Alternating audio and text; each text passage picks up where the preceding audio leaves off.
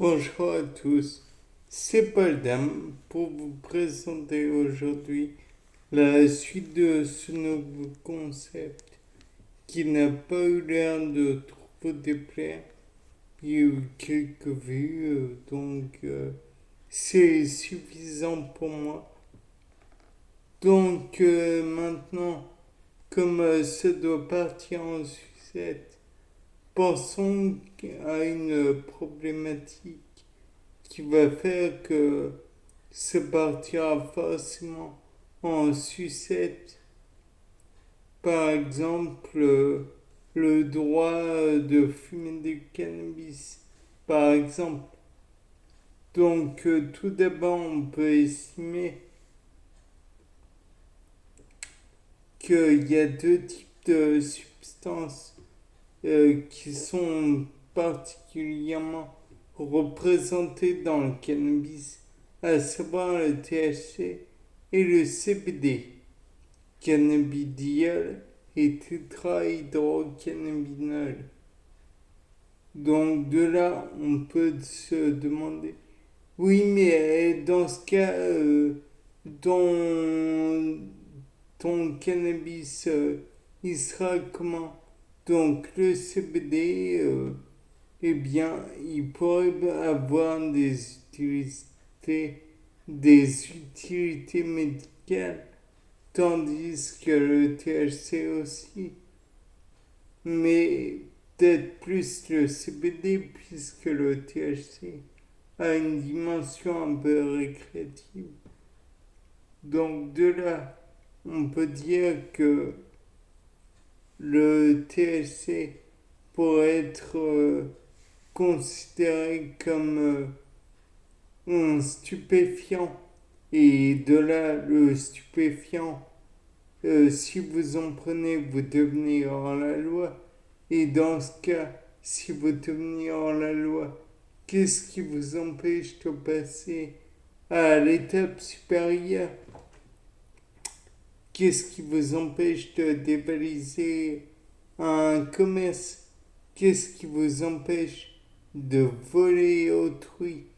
Qu'est-ce qui vous empêche même de passer à une autre drogue du genre je ne sais pas, l'héroïne ou la morphine ou quoi que ce soit d'autre? On parlait souvent du fentanyl récemment. Donc, imaginons que on ait du fentanyl et le THC, donc, c'est moins grave. Ça pourrait être légalisé. Mais qui dit la porte ouverte à une drogue, dit porte ouverte à toutes les drogues.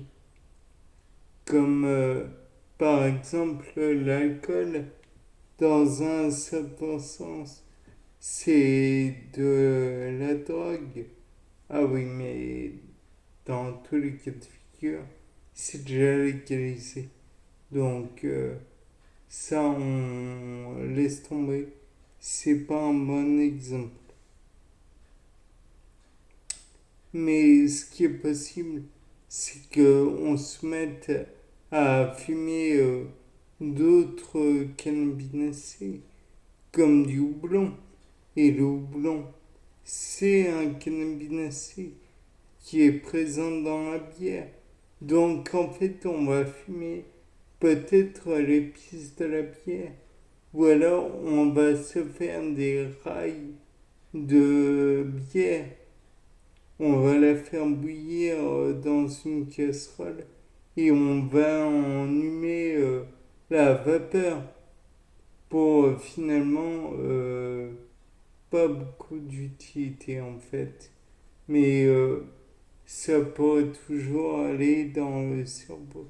Et ça pourrait faire des effets spéciaux aux drogués.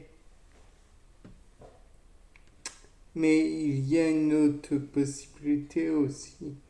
Il est possible que d'autres personnes se droguent non pas avec des drogues très connues, mais plutôt du coquelicot.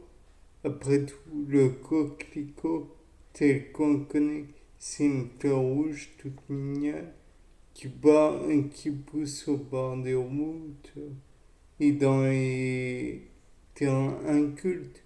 Mais c'est quand même un parent de Papaver somniferum, donc le pavot somnifère, dont on retient la morphine. Et la morphine permet, par des moyens d'hydroxylation divers, d'obtenir de l'héroïne.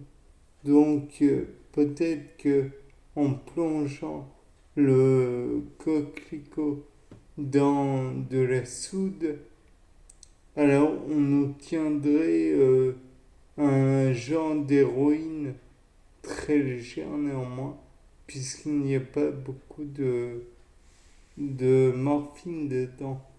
Bon bah, réfléchir. Néanmoins, ne refaites pas ça parce que la drogue, c'est mal.